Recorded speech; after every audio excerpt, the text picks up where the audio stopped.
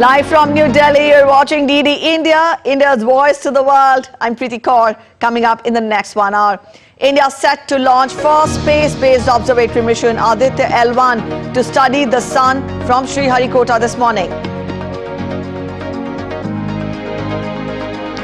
Indian origin Tharman Shanmugaratnam wins Singapore's presidential election. Typhoon Saola makes landfall in South China's Guangdong province. Hundreds of flights cancelled, thousands evacuated. In cricket, India to face arch rivals Pakistan this evening in Asia Cup 2023 in Sri Lanka's Pelekele.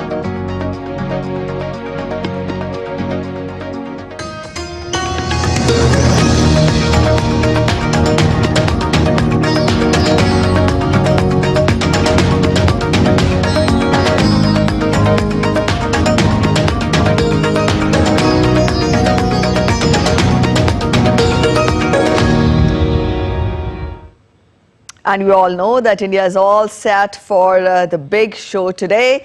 And in a short while from now, say in an hour from now, we will see that Aditya L1 will be launched from Sriharikota to study the sun. And as the countdown for India's first solar mission, that is Aditya L1 to the sun, has begun, former commander of the International Space Station, Chris Hadfield, hailed the Indian technological prowess and said that everybody on Earth is counting on technology. Speaking about pushing the space technology in an economic way, the former commander said that India is in a really strong, leveraged position to do that.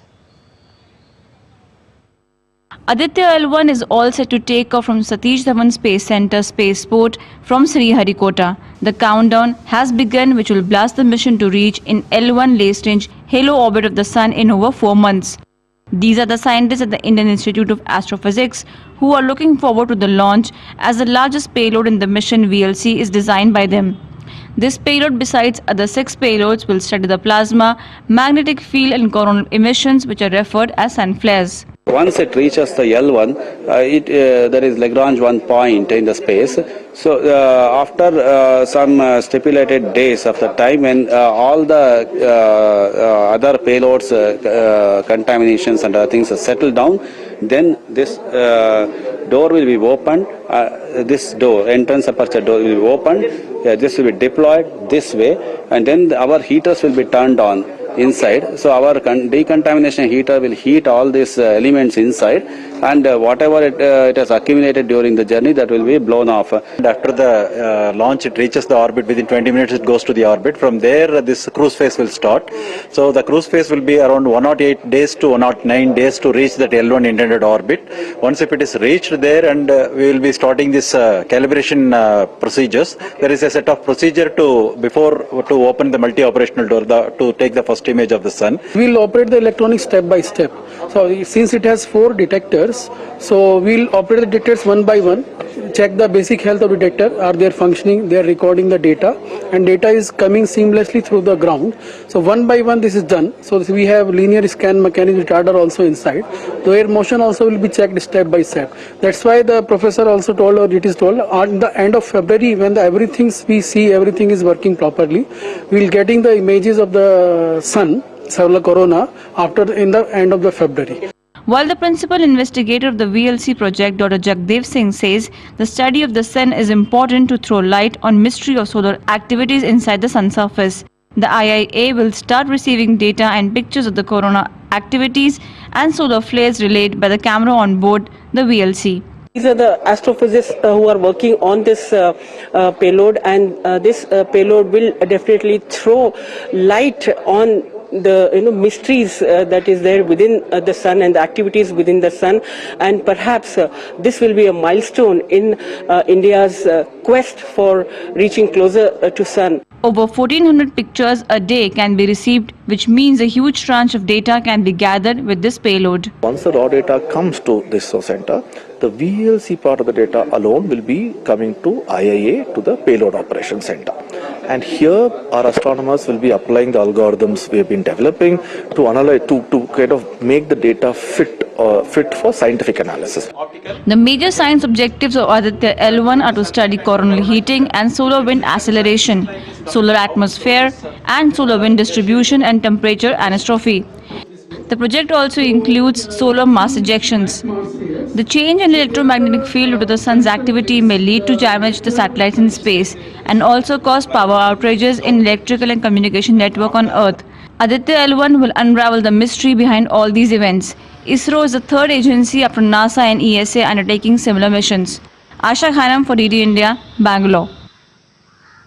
So that was a detailed report on Aditya L1. We'll also get you the viewpoints and observations of the former commander of ISS in a while from now. But before that, we are joined in by Jai Singh, who is joining us from Sriharikota. Jai Singh, good morning. In a few minutes from now, say an hour from now, in fact, we will see Aditya L1 will be launched. Is the stage all set? Preparations, all the preparations in place? Well, it's a very smooth sailing as what ISRO scientists are saying. The countdown operations that began yesterday for the 23 hours 40 minutes countdown is progressing very smoothly without any hitch as expected. The integration process itself was a very meticulous process because it was complicated, but at the same time it was very highly meticulous, and the launch authorization board is all set to give its clearance once all the system checks and the final rounds of checkups are cleared. The Mission Control Center is buzzing with that activity for the launch of India's first ever solar mission, Aditya L1, to a point called Lagrange Point 1, which is 1.5 million kilometers away from our Earth. All right, Jai Singh, also, we know this is in fact a significant mission coming after the soft landing of Chandrayaan 3 on the moon. For how many times have, other countries in the world attempted this feat? And with this maneuver, with this endeavor, in fact, where will India be placed on the global page when we talk of science, space exploration, research and development?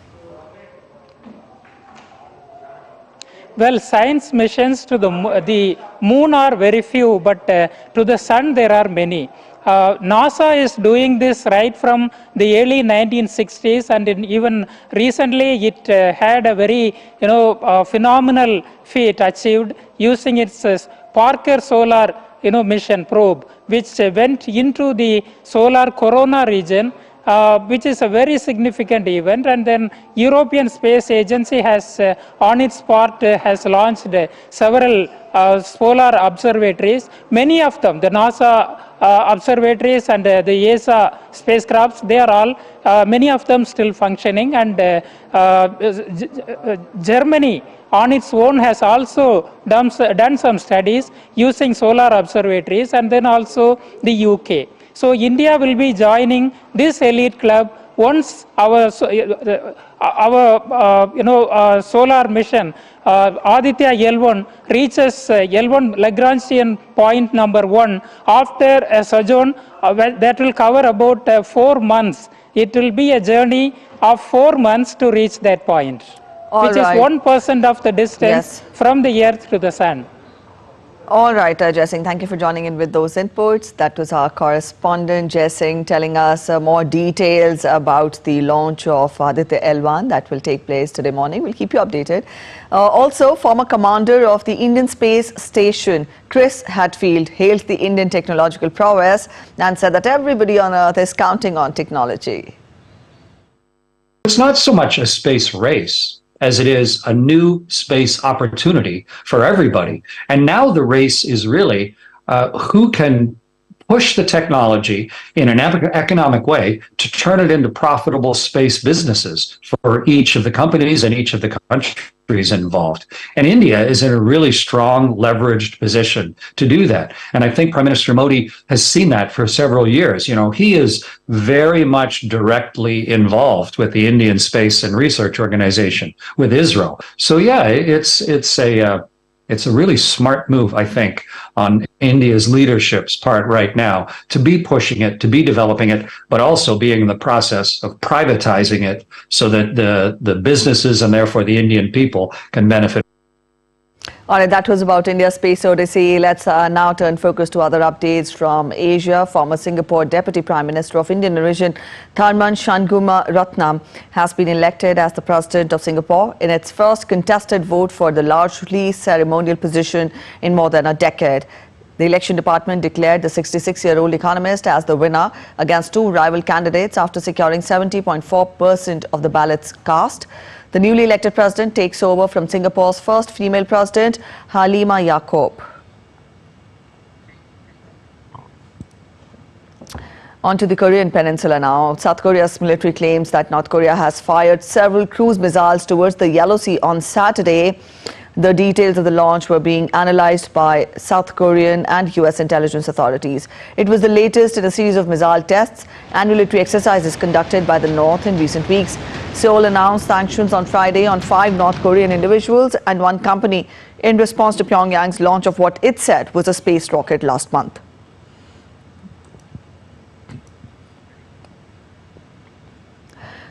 On to Russia-Ukraine crisis now. Amidst the Ukraine-Russia conflict, Russian President Vladimir Putin made an unannounced visit to a community near Moscow. The residents of Turginovo village were moved to see the Russian president arrive. Vladimir Putin has ancestral ties to the place, and a video posted by local news sites showed dozens of residents flocking the beaming president as he emerged from a car in the village square.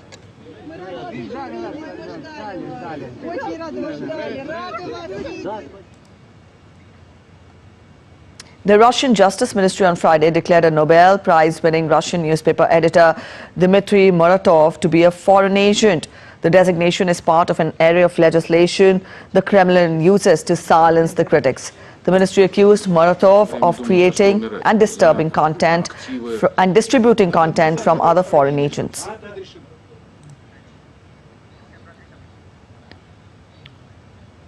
Up next, a short break, but still to come on DD India News Hour. Delhi's capital, in fact, India's capital, Delhi, gets ready with tight security, lights and delights for the upcoming G20 summit. Enforcement Directorate arrests Jet Airways founder Naresh Goyal in bank fraud-linked money laundering case.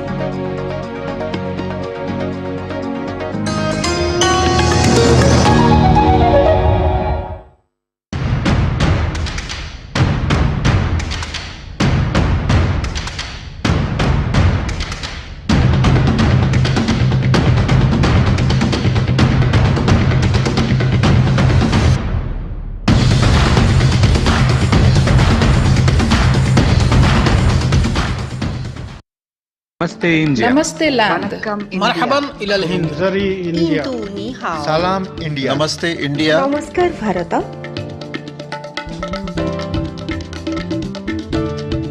Mui Nous India. sommes land. Nahnu hunud. India. Ma Hindi hasti. Mung Hindian. Salam Hindustan. We are India.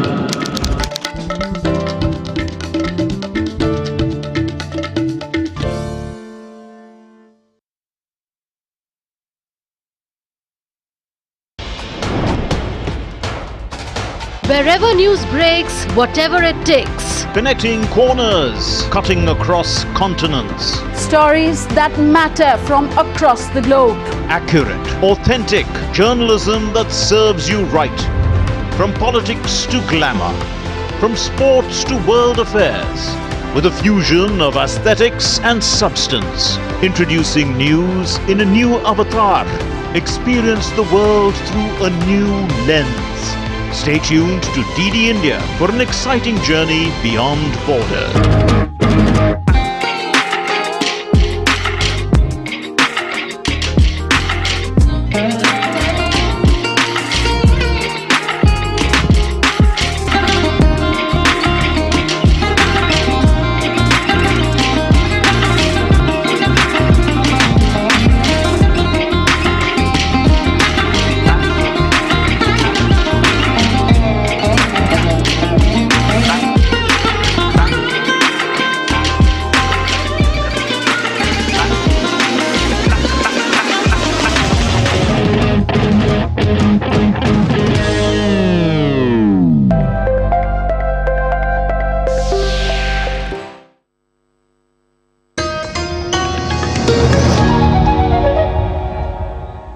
Welcome back after the break. You're watching DD India News Hour and I'm Preeti Kaur. Let's now talk about the mega build-up to the G20 summit in Delhi.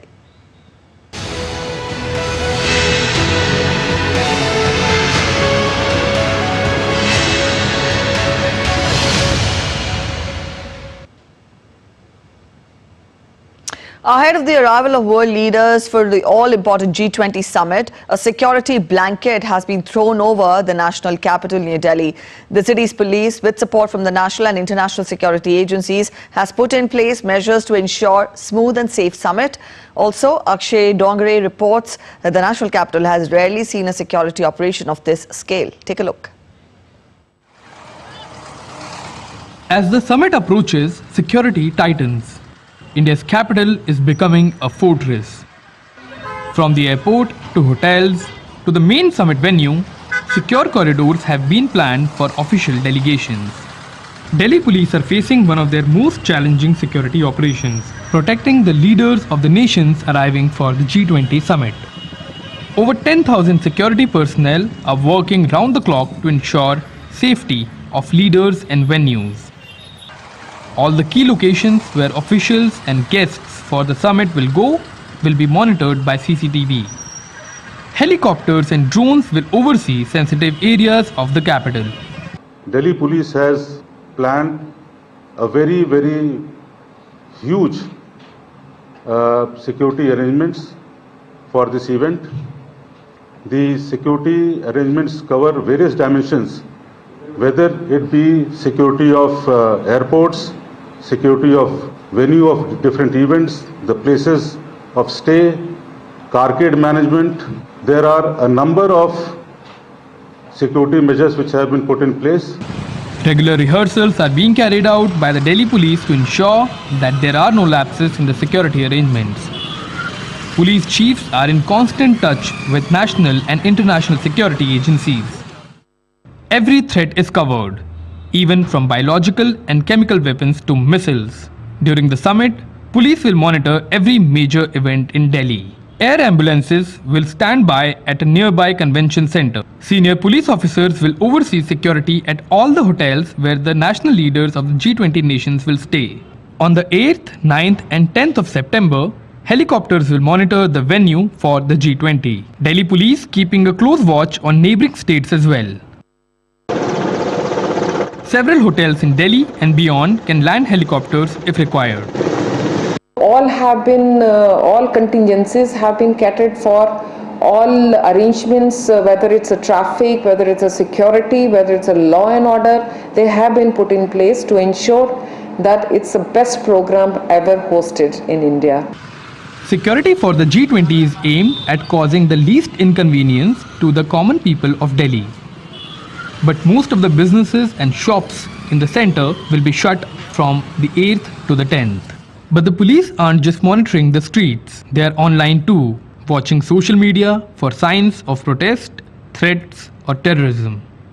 As India gets geared up to host one of the largest gatherings of the world leaders in the national capital, the security agencies in New Delhi are also working round the clock, committed to provide a safe and smooth summit to the leaders of the G20 nations. With video journalist Sharda Ranjan, I'm Akshay Dongre, DD India. Sustainable development will be the top of the agenda for host India at this year's G20 summit. Delhi's drive to provide medical treatment to all through the health and wellness scheme has been touted as an example for the rest of the world. Dibyendu Mondal reports on how India has gone about tackling this challenge. Rahul is 10 and he's lucky. Until recently, he would have been forced to travel a long way to get treatment for his skin problem. Now the nearest clinic is just 1 kilometer from his home in Uttar Pradesh. The consultation is quick, the medicines to treat him are free, so too the laboratory facilities to examine his blood. Before, the clinic was far away. We have no cars. So sometimes, the kid's condition deteriorated on the way. Now, the facilities here are so good, we don't have to worry anymore. It's all a result of the Health and Wellness Center scheme. It was launched 5 years ago to bring basic healthcare to everyone in India. In rural areas, these centers provide medical services they have never had before. The aim? To give people a healthier and longer life. If a patient has a complex problem, the doctors can get help through telemedicine.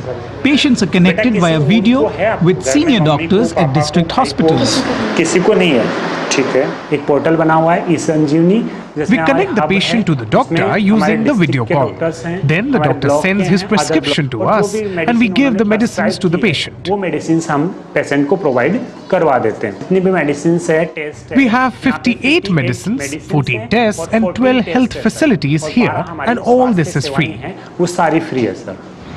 For the women of these rural areas, the centers make a huge difference. Before, they had to travel far away for maternity care and even for basic checkups, often leaving family behind. जैसे कि गर्भवती जांचें हैं, यहाँ पे गर्भवती महिलाओं के लिए We have all the facilities for expectant mothers. We conduct their tests like urine, blood pressure, weight and so on. And all the basic medicines for children and expectant mothers like iron, folic acid and calcium, they're all free. अगर यहाँ से हम कर सकते हैं तो ठीक है. But these centers don't just treat basic problems. They can even detect complex conditions like cancer. यहाँ पे जो है We can detect cases of breast and cervical cancer, and once we find them, we send patients for intensive consultation and treatment. इनके यहाँ पे हम भेज देते हैं. There are now tens of thousands of these centers providing healthcare for young and old for simple and complex cases. जैसे यहाँ पर बुखार के लिए भी जो कोएक्स डॉक्टर हैं उनको People in the rural areas used to fall prey to fake doctors, which made matters worse. The government took note of this and decided to come up with these clinics. सरकार ने public को एक सुविधा जो health wellness centre के रूप में दी है. It is a scheme which has won international praise. The head of the World Health Organization, who visited an Indian clinic recently, said every country should copy the scheme to reach the unreachable and to provide basic health care to everyone. Not just this, there are 150,000 other such centers located across the country, aiming to bring equitable and quality healthcare to the doorstep of the people.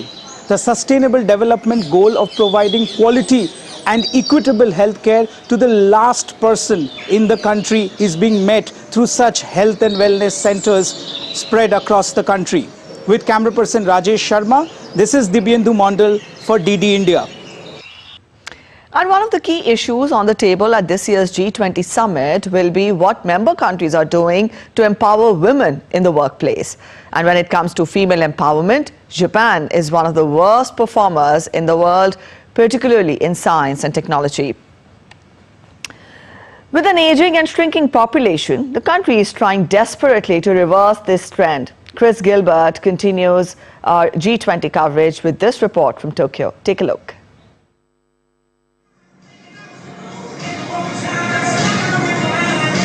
This is where it all begins. Tomorrow's computer engineers studying at Code Chrysalis, an English language coding school in downtown Tokyo. One of them is Emi Hokama. When she graduates from this intensive boot camp, she wants to work at a small, supportive organization. As a woman entering a STEM field, she knows the challenges ahead. Especially for Japan, the challenge is to just make your voice go through in the organization. Like, there are so many unconscious barriers, I think, that Japanese people still don't really realize by themselves. While the gender balance in this class is 50-50, women are underrepresented in the workplace. Japan has only one female scientist for every 7, and 16% of female university students major in engineering, manufacturing, or construction. There's still this societal stigma that I hear about where, you know, for women, they're told by parents or teachers not to go into STEM because it makes them less attractive and makes it more difficult for them to find a partner and get married. So there's that stigma that Japan still has. Great question. Do we remember from... The IT sector is looking at a shortfall of nearly 800,000 workers by 2030. Major companies like Panasonic and Mitsubishi have launched scholarships to entice more women towards a career in STEM. by including more women into spaces and industries that have traditionally excluded them.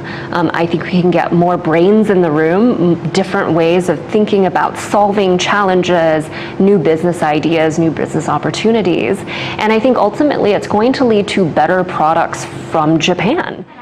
The government is aiming to change people's attitudes. It's holding 100 workshops this year to give female students the chance to meet with engineers from established companies like Mazda. It's also produced a 9-minute educational video on unconscious bias to change attitudes towards women in STEM. Experts say the problem is not unique to Japan.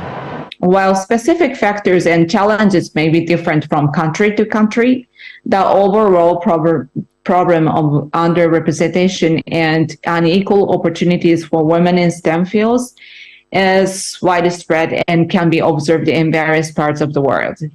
So I think an international collaborative approach is very crucial. And successful strategy in one country could benefit others. So events like the G20 will be the perfect opportunity. The summit could result in a global effort to crack the code of bringing more women into STEM, paving the way for budding scientists for years to come. Chris Gilbert in Tokyo, reporting for DD India. And continuing with our series on previous G20 summits, today we take a look back at the 2009 London meeting. The main focus for the world leaders then was the continuing global economic crisis. Urvashi Kapoor explains. In 2009, the world was confronted with the worst financial crisis since the Second World War. After United States, the second G20 summit was held in London in the backdrop of the meltdown. On agenda was discussion on financial markets and the world economy under the host leader, Gordon Brown. But there was growing unrest among people due to the ever-growing severity of the global economic crisis. And in the run-up to the London summit, thousands of people marched across London to demand jobs, economic justice, and concerns over climate change. Under the UK presidency of the G20, leaders pledged to do whatever was necessary to restore confidence, growth, and jobs. They decided to strengthen financial regulation to rebuild trust. They decided to fund and reform international financial institutions to overcome the crisis and prevent future ones. They vowed to promote global trade and investment and reject protectionism. Finally, building of an inclusive and sustainable recovery was agreed upon. Post the London summit, G20 gained recognition globally as the most relevant forum for discussing, planning and monitoring international economic cooperation. Urvashi Kapoor for DD India. And also continuing with our coverage of the G20 summit, we take an in-depth look at some of the member nations' leaders who are taking part, those who make up the G20 club, who they are and their road to leadership. Olaf Scholz is the Chancellor of Federal Republic of Germany. He was born in 1958 in Osnabrück and he studied law for 6 years and worked as a civil servant. Scholz served 2 terms as a member of the Federal Parliament before being appointed as the Parliamentary Secretary of the Social Democratic Party and then the Federal Minister of Labour and Social Affairs. Scholz was the Deputy Chair of SDP for 9 years and then he assumed office as the Mayor of Hamburg. He became the Minister of Finance in 2018 and then the Chancellor in 2021.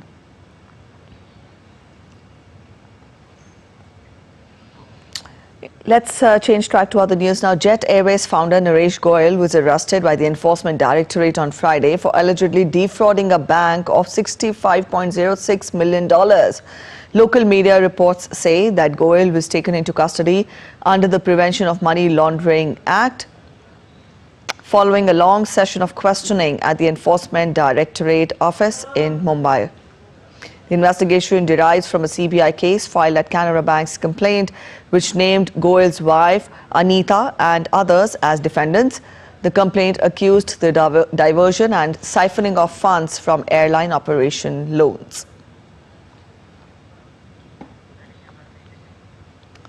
And still to come on DD India News Hour, pressure mounts on the junta to hand back power to a civilian government, even as military leader General Bryce Oligui Nguema readies to be sworn in on Monday.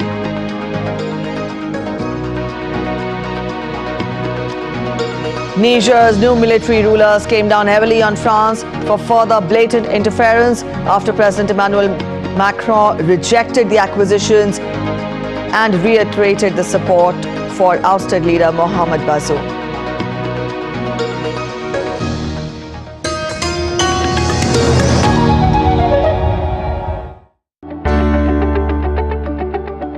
This is the third such gathering where opposition parties under one umbrella have gathered to challenge Narendra Modi after nearly 10 years of unchallenged rule. The unity or semblance of unity itself is an achievement, that there has been, from 26 to 28 parties and not 26 to 24 and 22 or 20 parties. So there is addition, no subtraction. For Mamata Banerjee and Nitish Kumar or any other leader, Arvind Kejriwal, they can only hope that Congress gets enough for a formation of a non-BJP government, but not so much that their own ambitions are dashed. Movement of leaders in a bloc does not mean movement of voters.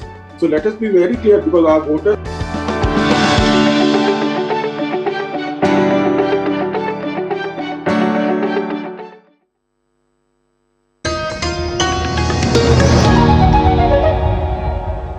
Welcome back after the break. You're watching DD India News Hour and I'm Preeti Kaur. Let's take a quick relook at the top stories we're tracking this hour. India set to launch first space-based observatory mission Aditya L1 to study the sun from Sriharikota this morning.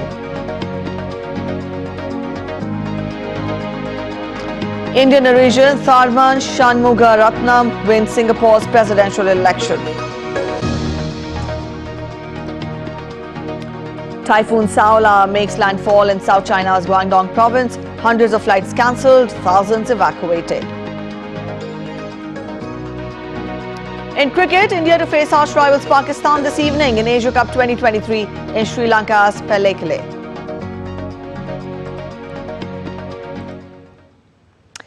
Typhoon Saola, the 9th typhoon of this year, has made landfall in the city of Zhuhai in southern China's Guangdong.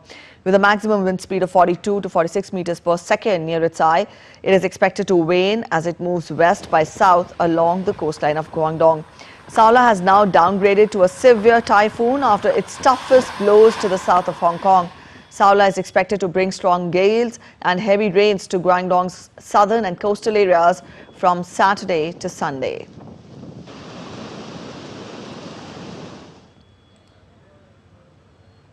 And also large trees have been uprooted by strong winds that line the streets in Hong Kong. Scenes of the aftermath of Typhoon Saola can be seen on the streets of Hong Kong this morning as well. The strong winds have blown off business signs in the bustling city of the Asian financial hub. As per reports this morning, about 76 fallen trees, 12 cases of flooding have been confirmed. Both Hong Kong and Macau issued Signal 10, the highest storm level warning in their systems. The Hong Kong Observatory recorded wind gusts exceeding 100 kilometers per hour at various locations.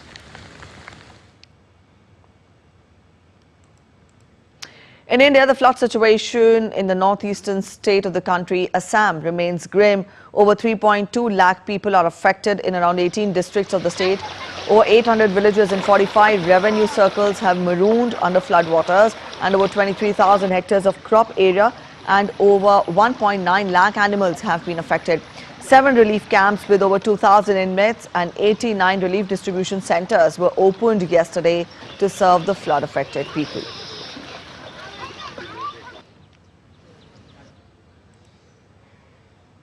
The theory is that Hurricane Idalia, which swept through Florida on Tuesday, took away pink flamingos and pushed them further north than they intended to go. However, rare wild American flamingo sightings throughout Florida's west coast have become common in the aftermath of Hurricane Idalia. As Walt Disney said, after the rain, the sun will reappear. There is life. After the pain, the joy will still be here. And on similar lines, this new development seems to be bringing joy to the residents of Florida after the storm shook the U.S. state. From U.S., we now take you to Africa. Leader of a coup that this week overthrew Gabon's President Ali Bongo has said that he wanted to avoid rushing into polls that repeat the past mistakes. Pressure is mounting on junta to hand back power to a civilian government. Military officers led by General Brice Oligui Nguema seized power on Wednesday, minutes after an announcement that Bongo had secured a third term in an election. The officers placed Bongo under house arrest and installed Nguema as the head of state, ending the Bongo family's 56-year hold on power. Our aim is to move as quickly as possible, quickly but surely. Moving as quickly as possible doesn't mean organizing elections in a rush, where we'll end up with the same mistakes, where the same people will continue in power, and it all comes back to the same thing. What we have just done with our colleagues is changing attitudes in Africa. And I've exchanged views with some of them, saying that it's you, the politicians, who are responsible.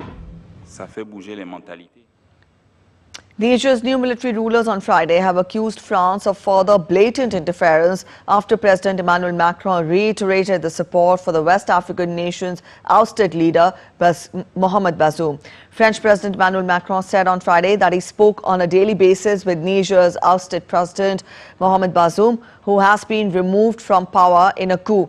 Macron's comments were published on the Élysées social media platform and were made as he spoke about educational matters to reporters in southern France. In a shootout in South Africa's Limpopo province, 18 suspected robbers were killed by the police. The shootout lasted for about 90 minutes, injuring one police officer in the process. Police officers walked around the cordoned-off area in protective suits, preparing for the combat. The suspects were responsible for many cash-in-transit heists in other provinces of South Africa and were planning the same in the northernmost province of Limpopo as well. And Ecuadorian authorities announced release of 57 law enforcement officials taken hostage by criminal groups in an attempt to take control of the South American country's correctional facilities and generate fear among the residents. The criminal groups had taken these officials as hostage. The officers were taken for health checkups, though no detail about the release was provided. Also, the criminals had earlier blasted a bridge on Friday, though no fatality was recorded. And this comes after a series of violent blasts and an attack killing presidential candidate Fernando Villavicencio a few weeks earlier.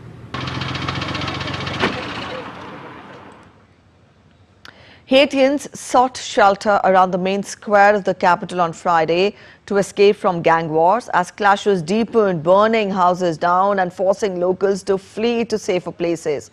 The gang wars have worsened the recent situation with the understaffed police struggling to control the situation. According to the UN, widespread kidnappings, lynchings and sexual violence have wrecked the nation, leaving at least 2,500 dead and 1,000 injured since January this year. An estimate from the UN says more than 10,000 people have been displaced in the last 2 weeks alone. A plan is in consideration in the UN to provide international security assistance to the nation.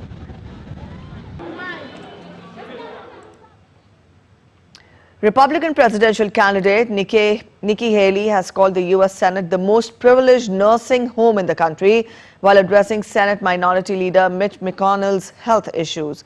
A few days ago, the 81-year-old senator from Kentucky froze while talking to reporters for the second time in just over a month. DD India correspondent Ira Spitzer has more from San Francisco.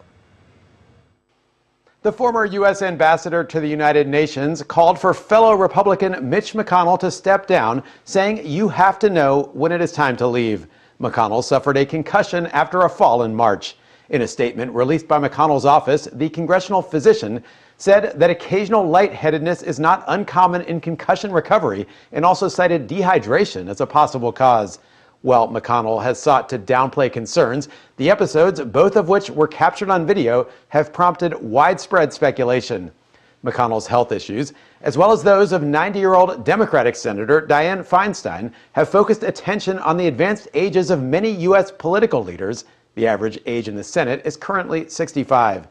The 51-year-old Haley, whose parents are from Punjab, India, also suggested mental competency tests for anyone over 75 and cited 80-year-old President Joe Biden's alleged decline, a familiar attack line for Republicans. Haley is currently polling far behind the Republicans' leading presidential candidate, 77-year-old Donald Trump. Several other U.S. politicians from both parties have also called for McConnell to step down, with Democratic Congressman Dean Phillips suggesting term limits for members of both Congress and the Supreme Court.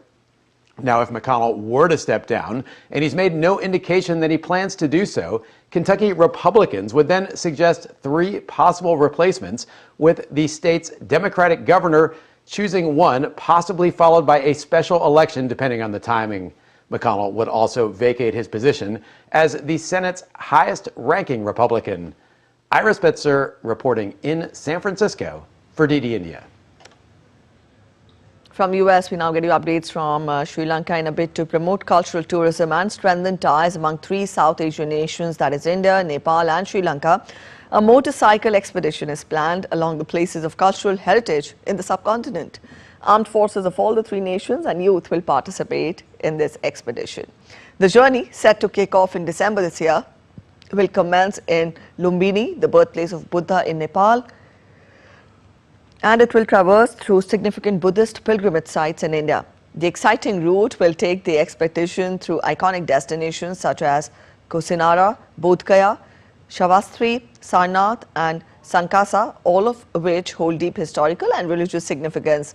Crossing into South India, the adventurers will embark on a ferry journey from Rameswaram to Mannar, which will be coordinated by the Indian Navy before reaching their final destination in Colombo. The organizers met Sri Lanka Prime Minister Dinesh Gunawardena, who pledged the government's full support for this unique cycling expedition. 3-nation bike expedition from the Lumbini to various part of the India. We will cross the sea with supported by the Indian Navy, and all Sri Lanka will be covered for 7 days. We are connecting 3 countries for the cultural exchange and supported from the government of Sri Lanka, supported from the Indian Embassy also.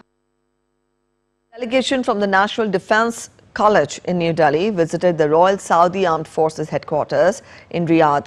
The delegation was led by Major General Nagendra Singh, Senior Directing Staff of the NDC. Also, the delegation was welcomed by the Chief of Staff at the RSAF. The delegation also visited the National Defence University in Riyadh. At the NDU, they received an overview of the university's activities and discussed with the university staff and faculty the areas of potential collaboration between the 2 institutions. The delegation also had an interaction with the commander of Royal Saudi Naval Forces. In addition to their military visits, the delegation also took the opportunity to learn about Saudi Arabia's cultural heritage.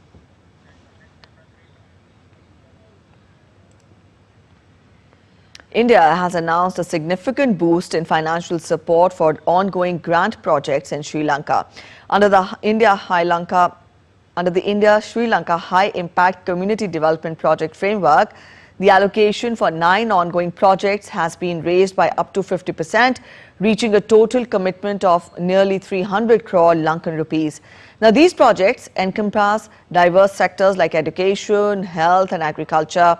The Indian government has already completed over 60 grant projects successfully under this framework, which extends across the entire island.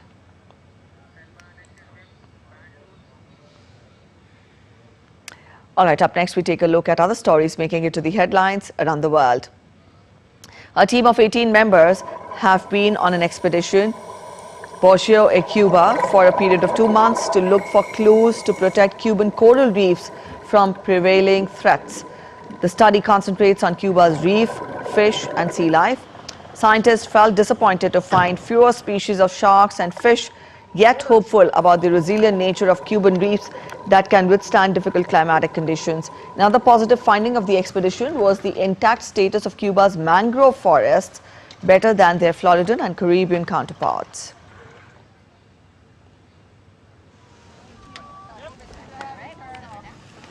A 40-year-old turtle was rescued in July in Florida this year, and it was sent back to the sea after medical care.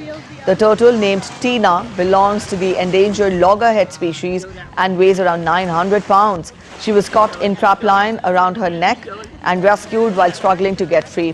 Brought to the local hospital, she was treated for the injuries, and that was done amid speculations of her survival. After recovering from her injuries, Tina was released back into the sea. And now we get you news from the US market. It was a relatively quiet end to the week for the US stocks, which closed just about flat on Friday. Investors seemingly moved little by an unexpected uptick in unemployment. Tony Waterman has the wrap. It was in like a lion, out like a lamb for U.S. markets this week. All the major indices closed Friday fairly flat, but for the week, the S&P 500 and the Dow Jones packed on their biggest weekly gains since July. The Nasdaq also having one of its best weeks since July, tacking on 3%. Traders are now saying it's all but guaranteed that the U.S. Central Bank will hit pause on interest rate hikes when it meets later this month after Friday's job report. It showed unemployment ticked up to 3.8% last month, which is still incredibly low by historical standards, but was still higher than what experts were expecting. The economy, though, outpacing on new hires, 187,000 new jobs added in August. The big winners on Friday included Dell Technologies, which surged more than 20% on the back of stronger than expected earnings. Personal computers in data center hardware sales really pushing those earnings higher. Tesla, though, on the losing end, down 5% after it cut prices on the S and X models in the U.S. U.S. markets are going to be closed on Monday for the Labor Day holiday and will resume trading on Tuesday. Tony Waterman in Austin, Texas, reporting for DD India. And to still come on the India News Hour, big clash as India and Pakistan renew their rivalry in Asia Cup today at Kandy, Sri Lanka.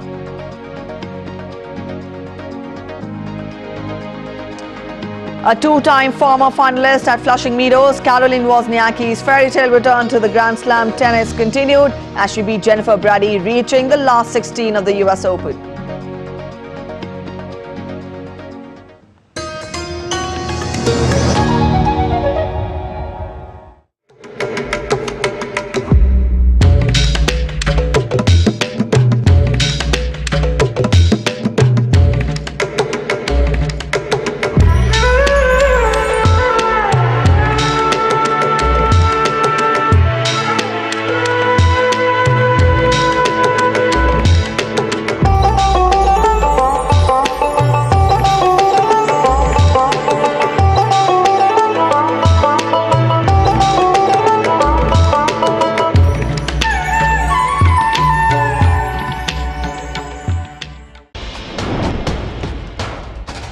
Wherever news breaks, whatever it takes. Connecting corners, cutting across continents. Stories that matter from across the globe.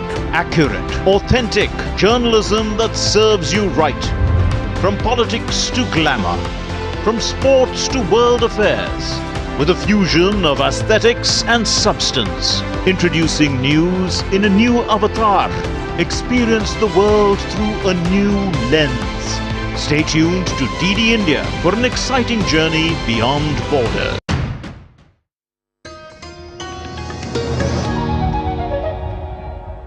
Welcome back after the break. You're watching DD India News Hour and I'm Preeti Kaur. You're watching the show, and now we'll get you the sports updates.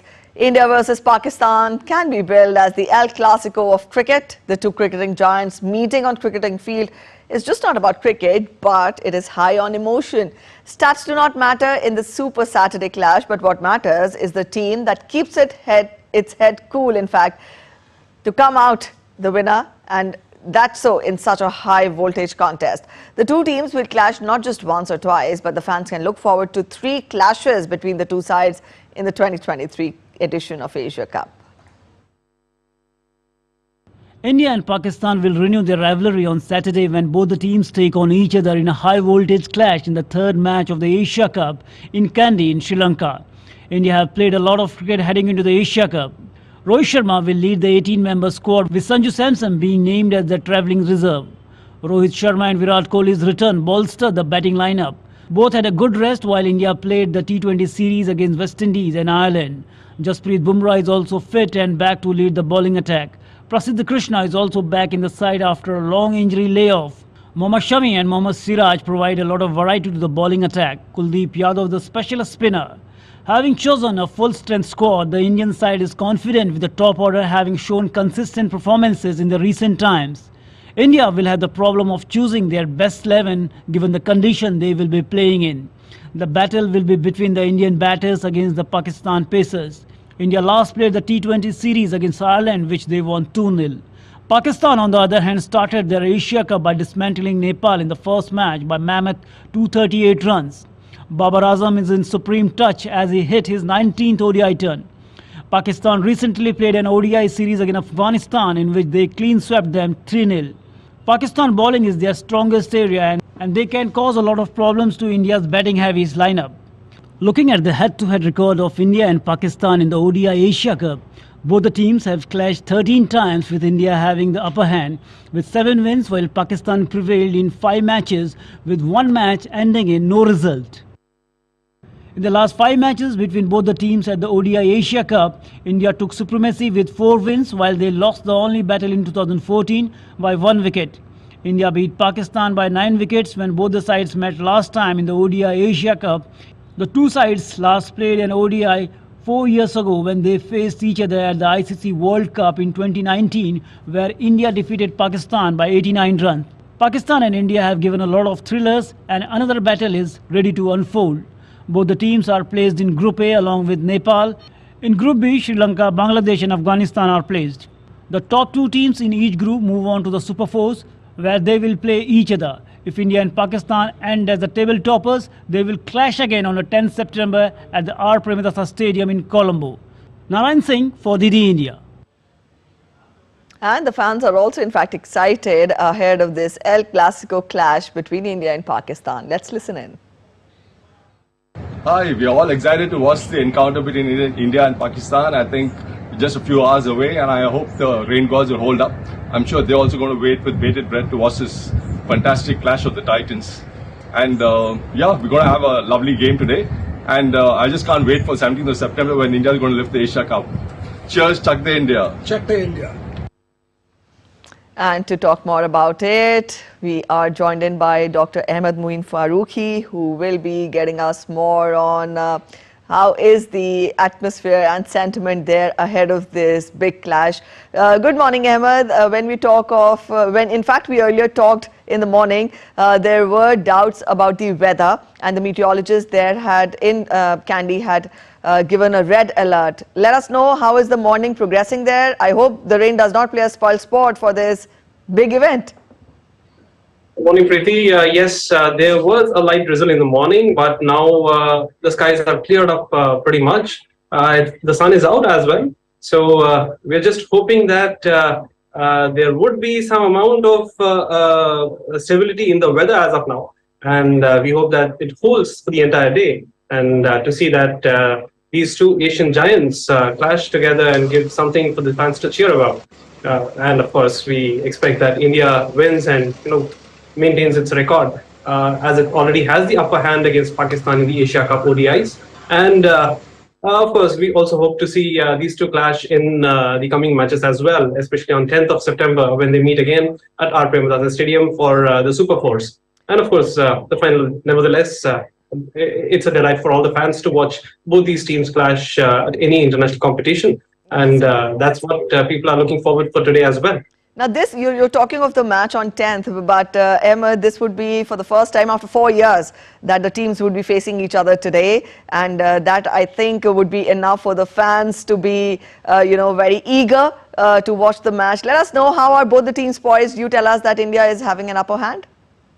You see, actually, frankly speaking, it's a battle wherein the Indian top order has to face against the Pakistani pace attack. Pakistani pace attack, which is something of a fiery force as of now, led by Shaheen Shah, Afridi, Naseem Shah and Haris Rauf. It has to be a matter of fact that the top order in India, that's Rohit Sharma, Shubman Gill, there's a possibility Ishan may also be given an opportunity to bat up the order.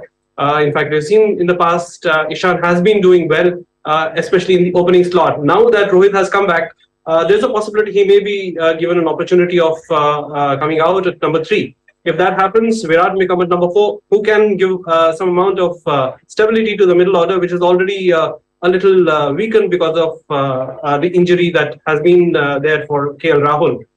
So there may be some stabilization there, especially that India can experiment something here. As such, India and Pakistan being the strongest in the Group A, there is a possibility that they will proceed to the Super Fours, and they will meet again on 10th of September. So India has some amount of opportunity to experiment the combinations and see which one suits better in which slot. However, the middle order is something which has been a concern for India for quite some time. Shreyas Iyer may do some help here, and of course the Indian bowling as well. You see, with Jasprit Bumrah coming back after a long injury, so we hope to see that Jasprit should be able to bring back his magic and add some bite to the bowling attack of India. Apart from that, we just hope that it's going to be a high-octane cracker of a match, and that's what all the fans would be looking for. Preeti. Keeping all the permutations and combinations on one side, but I'm sure this clash is going to be, in fact, a very, looked forward to encounter by the fans there. And let's hope for an exciting Saturday ahead. Thank you for joining in with those details and that analysis. And from cricket, we now turn focus to tennis. World number 1, Iga Swiatek eased past one of her best friends in Louis Armstrong Stadium on Friday, dismissing qualifier Kaya Yuan 6-0, 6-1 to reach the round of 16 at the 2023 US Open. The pair has been close for nearly a decade since their days in juniors, but defending champion Swiatek of Poland was still unwavering in collecting her third straight win over Slovenia's Yuan, polishing off the victory after just 49 minutes of play. Now, this victory is Swiatek's 10th straight victory at the Billie Jean King National Tennis Center in New York City, as she aims to defend a title for the 5th time in her career. And still with tennis, Caroline Wozniacki's fairy tale return to Grand Slam tennis continued as she beat home hope Jennifer Brady 4-6, 6-3, 6-1 on Arthur Ashe Stadium to make it to the last 16 of the US Open. A two-time former finalist at Flushing Meadows, yet having not played in New York for 4 years after her retirement in January 2020, Wozniacki looked as if she had never been away as she recovered from dropping the opening set to knock Brady out of her home slam.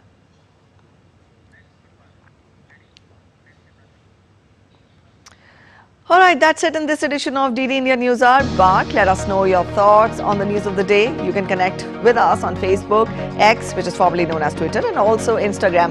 We will be right back with more news as it breaks here on DD India. I'm Preeti Kaur signing off, and from all of us here in Delhi, thanks for watching DD India News Hour.